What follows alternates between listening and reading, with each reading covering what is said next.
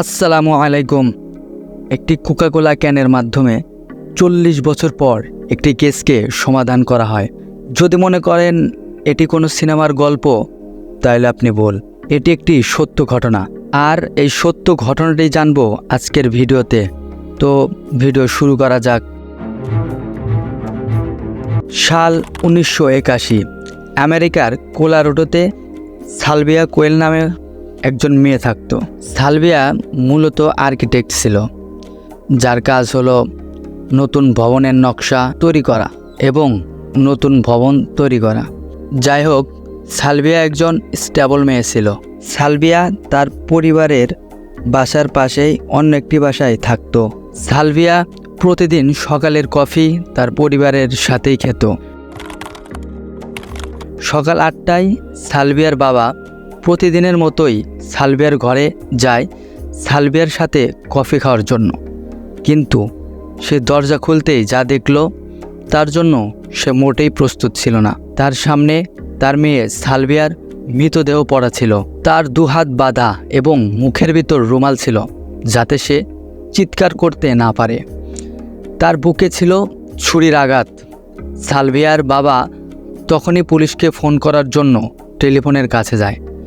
তখন তো আর আজকের মতো ফোন ছিল না, তাই যোগাযোগের মাধ্যম হিসেবে টেলিফোনই ছিল অন্যতম, যেটা আমরা সবাই জানি। যাই হোক, টেলিফোনের কাছে যেতেই তিনি দেখেন টেলিফোনের তার কাটা। পরবর্তীতে পুলিশ এবং ফরেনসিক ডাক্তার এসে সকল এভিডেন্সকে কালেক্ট করে। পুলিশ পুরো ঘরকে ভালোভাবে তল্লাশি করে।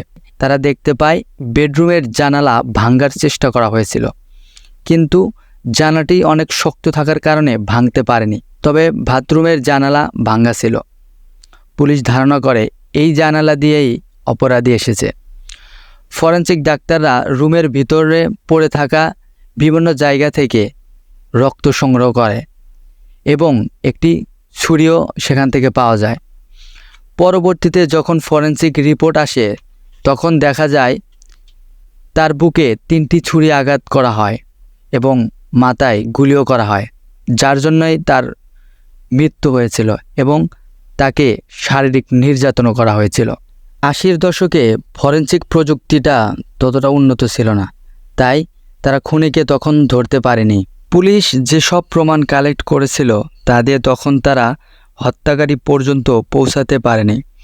আসলে আজকের মতো তখনকার সময় অত ভালো মেশিন ছিল না।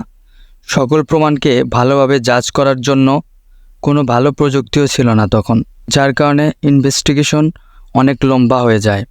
2 বছর পর 1983-তে ফরেনসিক সায়েন্স একটু ডেভেলপমেন্ট হয়, যার কারণে হত্যা হওয়া সেই রুমে পাওয়া সালভিয়ার পোশাকে, বেডশিটে এবং আরও কয়েক জায়গায় পাওয়া অন্য এক ব্যক্তির ডিএনএ জাস্টিফাই করা হয়। কিন্তু ডিএনএ ম্যাচিং করানো সম্ভব হয় না। সময় পার হয়ে যায়, ফরেনসিক সায়েন্স আরও অনেক ডেভেলপমেন্ট হয়। 2000 সাল, এতদিনে প্রযুক্তির কারণে ডিএনএ পরীক্ষার সিস্টেম আরও অনেক বেশি উন্নত হয়েছে। এখন ডিএনএ ম্যাচিং করানো তো সম্ভব, কিন্তু সেই অজ্ঞাত ব্যক্তির ডিএনএর সাথে কারো ডিএনএ ম্যাচিং হচ্ছে না, কারণ এটা তার হয়তো প্রথম খুন, তাই তার কোনো ইনফরমেশন পুলিশের কাছে নেই, যার কারণে অজ্ঞাত ব্যক্তির ডিএনএ নমুনাটি 29 জানুয়ারি 2021 পর্যন্ত অজানাই ছিল। 2021 সালের দিকে অজ্ঞাত ব্যক্তির ডিএনএ এর চিহ্নগুলি একটি পরিবারের সদস্যর সাথে মিলেছে, যাদের জেনেটিক তথ্য ইউনাইটেড ডেটা কানেক্টের মালিকানাধীন একটি ডাটাবেসে সংরক্ষিত ছিল, যেটি ডেনভারের প্রাক্তন অ্যাটর্নি জেনারেল মিস মরিসির দ্বারা প্রতিষ্ঠিত একটি কোম্পানি, যেটি হত্যা মামলার সমাধানের জন্য এফবিআইয়ের সাথে কাজ করেছিল। পরবর্তীতে পুলিশ ইনভেস্টিগেশনের মাধ্যমে জানতে পারে যে সে পরিবারে প্রায় সকলেই মারা গেছে। শুধু সন্দেহ করার মতো একজন আছে, সে হচ্ছে 62 বছর বয়সী ডেভিড অ্যান্ডারসন, যে কিনা সালভিয়ার বাসার কয়েক কিলোমিটার আশেপাশের মধ্যেই থাকত। 9 নিউজ অনুসারে একজন তদন্তকারী নেব্রাস্কা থেকে গোপনে অ্যান্ডারসনের ডিএনএ সংগ্রহের জন্য কোজাত শহরে যান। অ্যান্ডারসনের অ্যাপার্টমেন্ট কমপ্লেক্স ডাম্পস্টার থেকে 2টি ট্র্যাশ ব্যাগ উদ্ধার করার পরে একটি ভ্যানিলা কোক ক্যান একটি দুর্দান্ত মূল্যের জলের বোতল, একটি মশলাযুক্ত রাম বোতল এবং একটি মাইকেলভ আল্ট্রা বোতল ডিএনএ পরীক্ষার জন্য জমা দেওয়া হয়েছিল।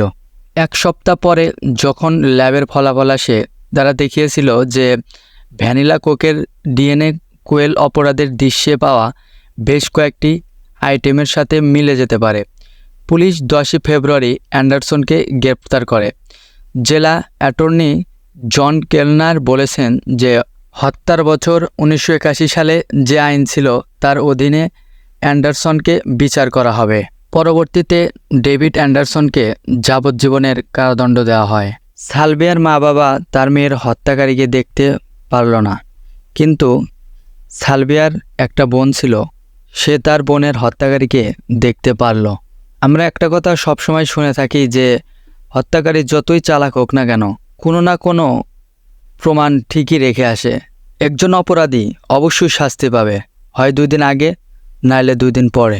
আর ভিডিওটি কেমন লেগেছে অবশ্যই জানাবেন, এবং যদি ভিডিওটি ভালো লেগে থাকে অবশ্যই চ্যানেলটি সাবস্ক্রাইব করবেন। আজকে এই পর্যন্তই, দেখা হবে নতুন কোনো ভিডিওতে। ততক্ষণ ভালো থাকবেন। আল্লাহ হাফেজ।